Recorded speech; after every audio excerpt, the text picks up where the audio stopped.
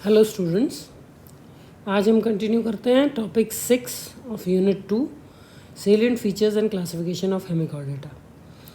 जो इसका first part था टॉपिक 6 का, उसमें मैंने आपको सेलिएंट फीचर्स यानी जनरल कैरेक्टर्स हेमिकॉर्डेटा के बताए थे और अब मैं करूँगी इसका क्लासिफिकेशन।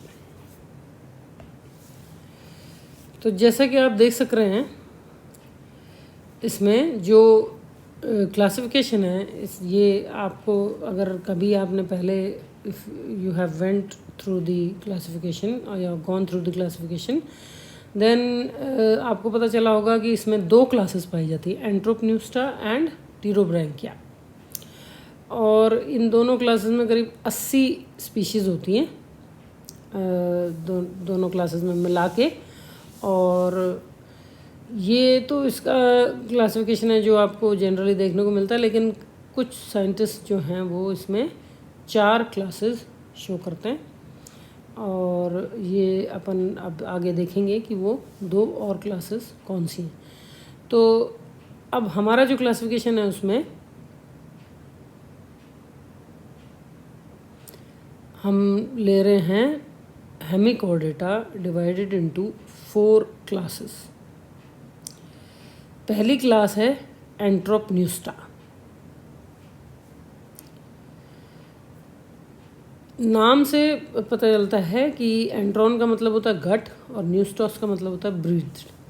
तो इसकी जो गट के आसपास कुछ गिल क्लेफ्ट्स जो प्रेजेंट होती हैं वो यू शेप्ड होती हैं और उनके थ्रू ये ब्रीथ करता है, इसलिए इसको एंट्रोपन्यूस्टा में रखा गया है। इन एनिमल्स को, जो एंट्रोपन्यूस्टा के एनिमल्स हैं उनको इस कारण से इस क्लास में रखा गया है।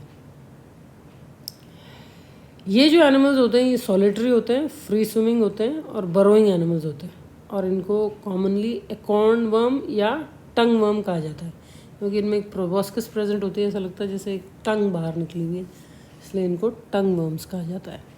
इनकी बॉडी इलोंगेटेड होती है, वर्मी फॉर्म होती है और उसमें कोई स्टॉक नहीं होती। अब क्योंकि ये फ्री स्विमिंग होते हैं इसलिए स्टॉक प्रेजेंट नहीं होती। जो सेडेंट्री फॉर्म्स होते हैं उनमें स्टॉक प्रेजेंट होती है और वो स्टॉक से अटैच्ड होता है। जैसे पेड़ होते हैं ना, उस कुछ ऐसा प्रतीत होता है कि ये जो मेन जो कॉलोनी है पूरी उसमें उससे स्टॉक के थ्रू अटैच्ड होते हैं।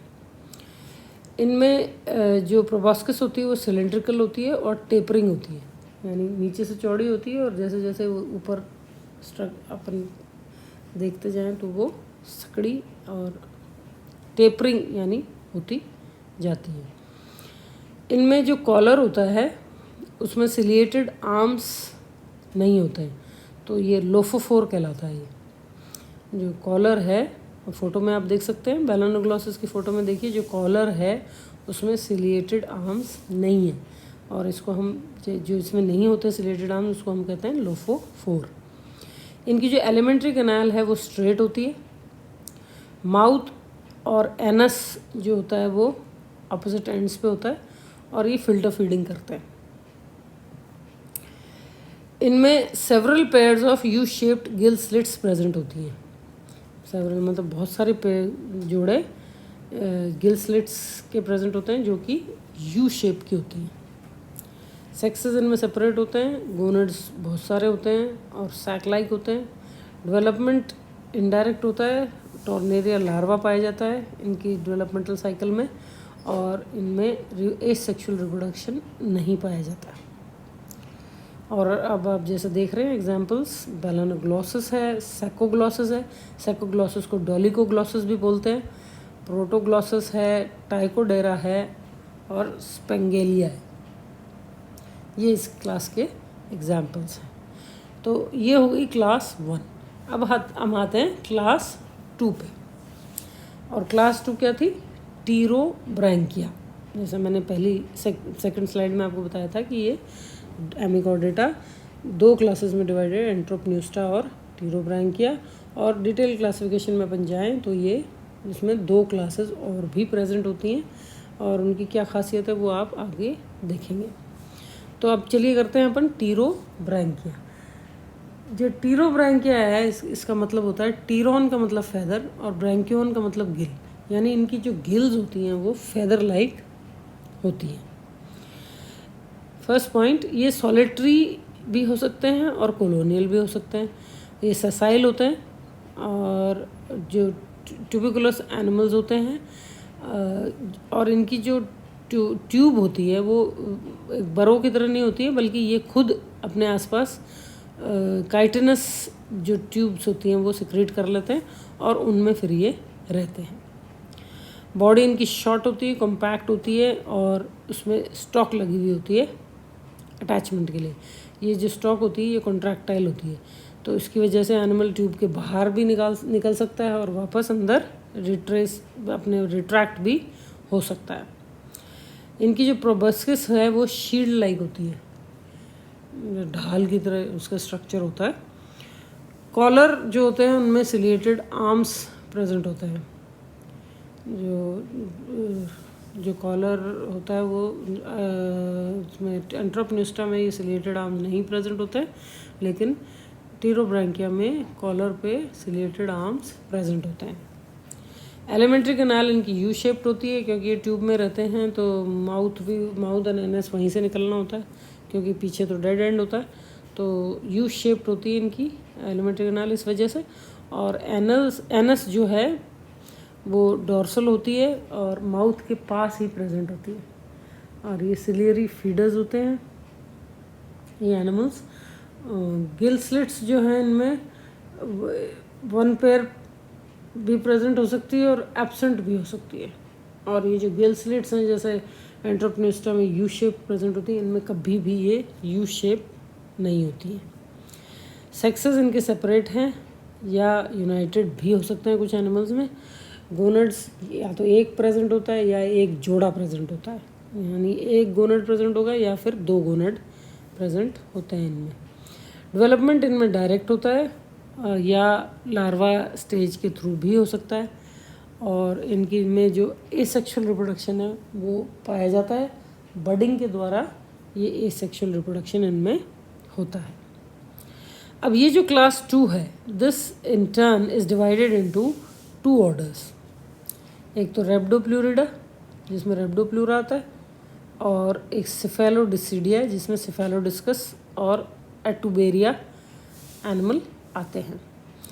रेप्डोप्लूरिडा ये कॉलोनियल होते हैं, और जूइड्स जो होते हैं ये they are connected by a stolon. Collar जो होता है उसमें 2 टेंटेकुलेटेड आर्म्स प्रेजेंट होते हैं। रेप्डोप्लूरा का डायग्राम दे रखा है राइट में, तो आप देख सकते हैं जो ऊपर वाला ए पार्ट है उसमें दिखाई दे रहा है कि कॉलर इज विद 2 टेंटेकुलेटेड आर्म्स, और इनमें गिल स्लिट्स एब्सेंट होती हैं और गोनड सिंगल प्रेजेंट होता है। तो ये गोनड आपको नीचे बी पार्ट वाले में आपको टेस्टिस नज़र आ रही होगी, तो ये है गोनड ऑफ द एनिमल, और एग्जाम्पल है रेप्डोप्लूरा। नेक्स्ट ऑर्डर है सिफेलोडिसिडिया। ये जो एनिमल सिफेलोडिसिडिया के एनिमल्स होते हैं ये सॉलिटरी होते हैं,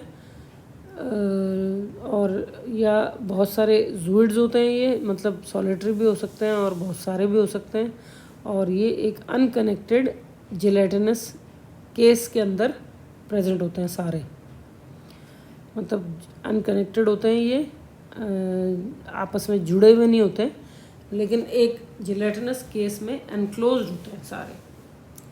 collar with several tentaculated arms, gill slits single pair present, and gonads single pair present. तो ये हो गया description of Cephalodiscidea, and of course the example is Cephalodiscus या एटुबेरिया। अब उन 2 मिस्ट्री क्लासेस पे आते हैं जो हमने पहले नहीं पढ़ी हैं, और इसमें जो हेमिकॉर्डेटा है उसमें ये प्रेजेंट होती है। क्लास 3 है प्लैंक्टोस्फेरॉइडिया।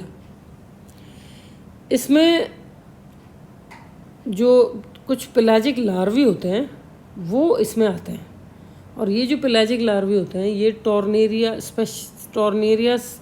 स्पेशलाइज्ड टॉर्नेरिया जो होते हैं उसकी तरह दिखाई देते हैं। मतलब टॉर्नेरिया की तरह नहीं दिखाई देते हैं, लेकिन कुछ उनसे डिफरेंट, उनसे ज़्यादा स्पेशलाइज्ड होते हैं ये लार्वी। और ये एक अननोन हेमिकॉर्डेट है प्लैंक्टोस्फीरा पेलाजिका, उसके लार्वे होते हैं ये। जो इनकी लार्वल बॉडी है ये ब्रांच्ड सिलियरी बैंड से कवर्ड होती है और इनका जो एलिमेंट्री कैनाल होता है वो एल शेप्ड होता है। अगर आपने टॉर्नेरिया का डायग्राम देखा है तो उस पर बहुत सारी आपको ऐसे लाइंस दिखाई देती हैं, वो लाइंस नहीं होती हैं, वो सीलिया लगी हुई होती हैं लाइन के फॉर्म में। तो ये जो प्लैंक्टोस्फेरॉइडिया है ये specialised tornaria larvae of Planctosphaera pelagica animals के जो होते हैं वो इसमें आते हैं। लास्ट क्लास है ग्रैप्टोलिटा। ये जो फॉसिल ग्रैप्टोलाइट्स हैं, जैसे एग्जांपल है डेंड्रोग्रैप्टस, ये फॉसिल ग्रैप्टोलाइट्स काफ़ी कॉमन हो गए थे, बहुत ज़्यादा हो गए थे ऑर्डोविशियन और सिल्यूरियन पीरियड्स में। और इनको हमेशा जो हेमिकॉर्डेट है उसकी एक्सटेंट क्लास के में रखा गया। इनका जो ट्यूबुलर काइटिनस स्केलेटन जो है और इनकी जो कॉलोनियल हैबिट है ये इनको रेप्डोप्लूरा जैसा बनाती है। यानी ग्रैप्टोलाइट्स जो हैं वो मेनली रिलेटेड हैं टू रेप्डोप्लूरा, लेकिन ये अलग क्लास बनाई गई है ग्रैप्टोलिटा। तो ये हो गया क्लासिफिकेशन ऑफ हेमिकॉर्डेटा। और इस तरह से आपके जो टॉपिक 6 है वो फिनिश हो गया है। और अब मैं आपका कवर करूँगी आगे का नया, इसके बाद जो आता है वो टॉपिक। तो be prepared for that and thank you. Meet you in the next lecture.